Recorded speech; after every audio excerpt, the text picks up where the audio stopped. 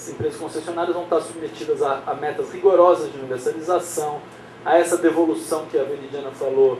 Quer dizer, se você tem mais lucro do que você planejou no modelo de custos, você devolve esse lucro, no fundo, para o usuário, para o consumidor. Né? São lógicas do serviço público, isto é, meu amigo, você vai ser quase que monopolista nessa história, mas nós vamos te escorchar e você vai, assim, você vai ter lucro, mas você vai ter que garantir um melhor serviço para o usuário.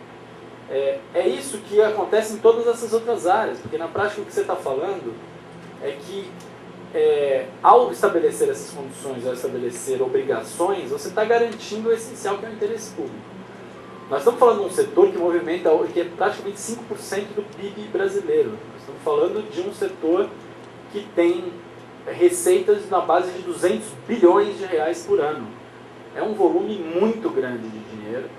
E quando você vê esse setor, ainda que isso não se reflita em lucros necessariamente exorbitantes, eu tenho uma competição em alguns setores, como de telefonia móvel, ainda que o modelo seja problemático, depois eu quero tratar disso, mas você tem um modelo bastante complicado de lidar. É uma economia muito forte, atores poderosos economicamente, que em geral ligados ao capital estrangeiro, no caso da Embratel ligado à Telmex, no caso da Telefônica ligada à Espanha, no caso da Oi ligado ainda com um capital nacional preponderante, mas com a entrada significativa da Portugal Telecom. E a TIM, italiana, mas que vaga meio solta nessa história, não tem um operador de telefonia fixa, trabalha em parceria com a Intelic, que tem as grandes redes, tem redes de tráfego de longa distância, mas é um caso meio à parte. Então, em resumo, ao abandonar a ideia de serviço público, o que o governo está falando é o seguinte: nós vamos tratar tudo no varejão. Então a gente teve uma audiência com o Paulo Bernardo em que ele falava assim: não, essas empresas toda hora elas precisam de algum favor, uma liberação de não sei o quê. Elas vêm aqui e a gente fala: tá bom, o que vocês podem fazer pelo Plano Nacional de Banda Larga? Então eles estabeleceram grandes metas, que são metas XYZ, assim, não estão baseadas. É como se você define antes onde você quer chegar. Não são objetivos coerentes com o plano, elas são metas. Eu quero chegar a uma conexão tal, para um número, uma porcentagem tal de população. Até razoável. Você fala, bom, uma meta pode discutir se ela deve ser maior ou não, mas é uma meta razoável. O problema é que você fala, qualquer coisa vale nesse meio do caminho, para eu chegar a isso. E você começa a gerar um modelo que ele não tem lógica, uma lógica coesa e coerente, não tem uma arquitetura definida em que você consegue, inclusive, estabelecer como é que o regulador vai conseguir, ano a ano, garantir essas coisas de interesse público. É o varejão. Então, o cara vira e fala o seguinte: olha, a TIM está no jornal hoje. O que a Oi falar, a gente faz pela metade do preço. É essa a lógica. E o governo está gostando. Opa, então vamos lá, metade do preço. Quem dá menos? Né? Quem dá mais? Quem pede menos? O problema disso é que você vai construindo um modelo que você não tem mais instrumento. Em pouco tempo você não vai ter instrumento de incidência sobre esses atores. Porque se você não tem obrigações de universalização, e o governo não está falando de universalização, porque, inclusive ele sabe, a lei diz, se você falar de universalização tem que ser regime público. Então eles acham que abandonaram a ideia de que esse precisa ser um serviço universal. Abandonaram a ideia de que tem que ter um controle rigoroso de tarifas. No regime privado, a liberdade é a regra. Isso se não é nesses termos, é um termo parecido que está na LGT. Você não tem uma garantia de continuidade. Então, se o cara quiser essa autorização, ela não tem tempo determinado, mas o cara vira e fala assim: quer saber, né? O bicho está pegando na Espanha, nós vamos ter que voltar para lá. Vai sobrar uma conta gigantesca. Ela fala assim: bom, e essas redes? Ela fala: bom, essas redes nós vamos vender por 20 bilhões de reais. E aí o governo vai ter que pagar 20 bilhões se quiser manter o serviço, se não tiver ninguém, nenhum ator privado disposto a manter. Enquanto no regime público, você fala: quer ir embora, acabou sua concessão, você quer ir embora, tchau, e você devolve toda essa estrutura essencial à prestação de serviço. Então, quanto tempo eu tenho? Sim. Então, mas na verdade era assim, esse é o principal, eu só queria tocar no ponto ainda da telefonia móvel. Mas então assim, o que a gente está, qual que é o grande recado? E aí você tem esse texto que a gente tem aqui, tem um que é o Manifesto da Banda Larga e tem outro que chama o interesse público em xeque nas políticas para a banda larga.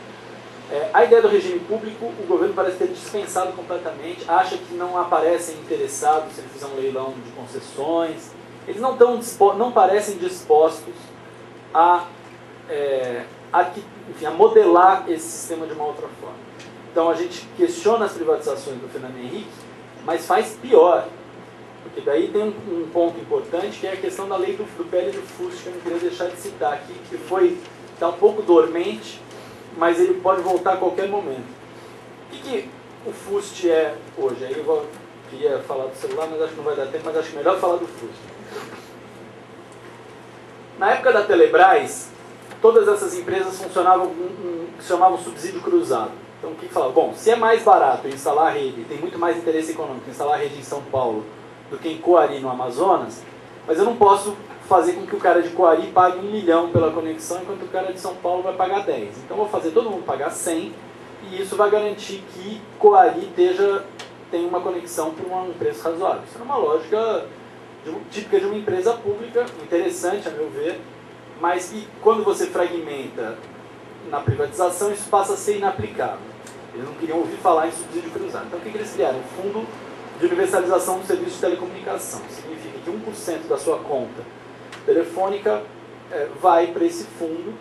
Esse fundo tem hoje cerca de 9 bilhões de reais, 7 a 9, enfim, há controvérsias, mas 9 bilhões de reais. E você aplicaria esse recurso, segundo a lei do FUST,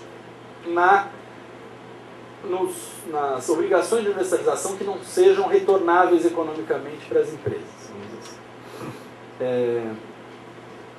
Isso me parece, enfim, a gente pode discutir o modelo, se o subsídio cruzado é melhor, mas assim, me parece bastante razoável que você vai criando programas a partir de um certo recurso, fala assim, bom, conexão barata em Coari não é retornável economicamente, você vai e investe uma parte para garantir isso.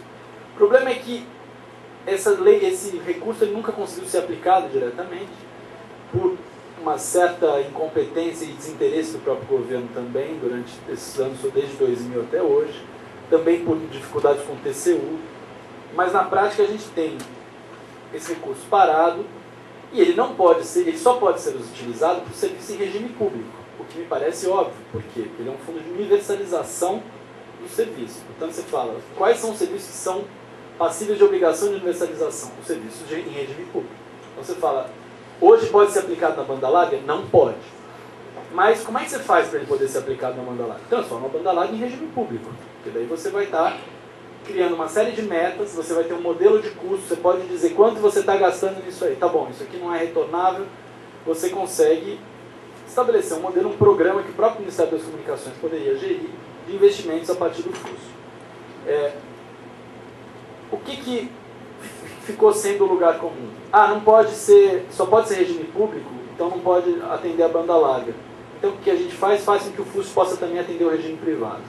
Isso é o maior desastre que pode acontecer. Daí, o que o projeto de lei que transforma a lei do FUST estabelecia?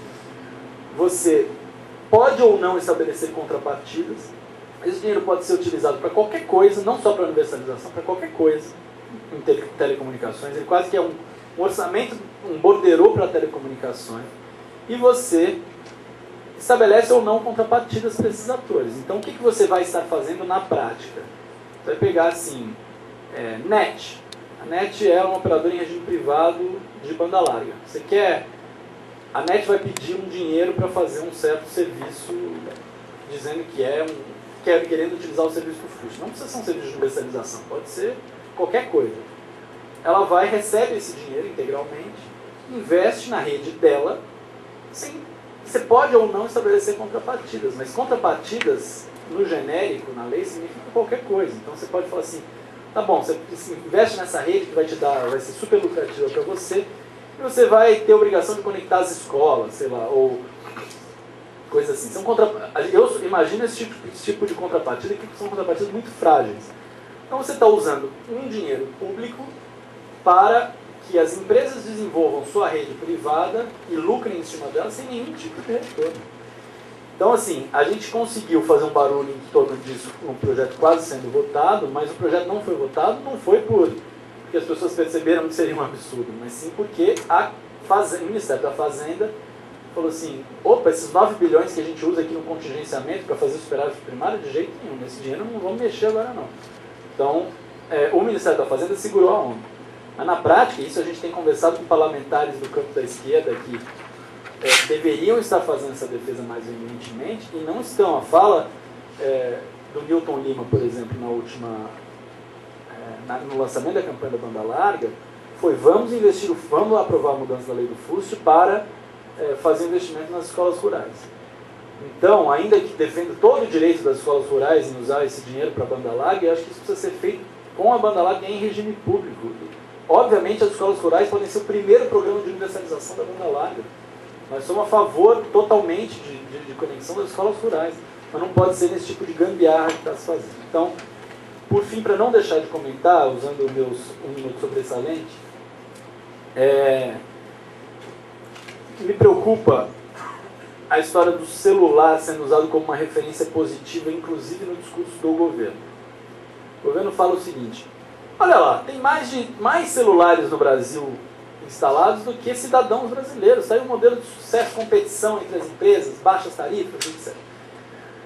Vamos olhar o que é o modelo de celular, rapidamente, não vai dar tempo da gente olhar. Isso que funciona em regime privado. Você primeiro tem, por mais que você tenha 200 milhões de linhas ativas, você tem cerca de 58%, se não me engano, segundo o IPEA, da população acima de 16 anos com acesso a uma linha celular. Isso significa que não tem universalização nem do aparelho. Mesmo se tivesse a universalização do aparelho celular, 80% dessas linhas funcionam como linhas pré-pagas, com uma média de uso que era, até uns 2 anos, cerca de R$5. A Veridiana deve ter o dado mais atualizado. Se não tiver, joguei na... Não, inclusive na consulta pública do AIS, enfim, é uma questão ligada à telefonia fixa, tinham dados de 2010 da Superintendência de Serviços Privados da Anatel, que falava que a média naquele ano tinha sido de 8. Então 8. Subiu significativamente, mas a média de R$8. Se você considerar que R$8 num pré-pago são tipo 8 minutos ou alguma coisa desse tipo, né? Isso significa que não tem universalização, né? As pessoas não falam, não ligam no celular. A universalização, mesmo se existisse, como a gente disse, não existe, ela é de 58% mais ou menos a penetração, ela é a universalização do aparelho. O cara está com o velho aparelho pai de santo, aquela loja que só recebe ligação. Peço desculpas pela indelicadeza. Mas enfim, a ideia de que você tem um aparelho que só recebe e não tem como você fazer a ligação. Então, na prática, o que a gente tem que pensar, esse não é um modelo, eu só quis falar isso, porque esse não é um modelo positivo para a gente se basear. E eu vou dizer ainda, o Brasil ainda tem uma das tarifas mais caras também, inclusive comparado com países vizinhos, em relação ao telefone celular. E com uma qualidade cada vez mais contestável. Eu tenho um plano da TIM Liberty, aquele que você paga caro para falar de graça. E aí você tenta usar, em vários momentos tem rede ocupada, tem rede com dificuldade de ligação cai. Então, assim, sem nenhum tipo de acompanhamento mais rigoroso da qualidade, nem do atendimento ao usuário. Portanto, esse não pode ser a nossa referencial. Acho que é isso, e a gente pode levantar algumas perguntas aí agora. Tem tempo para isso, gente? Para a gente poder explorar alguns pontos não tocados.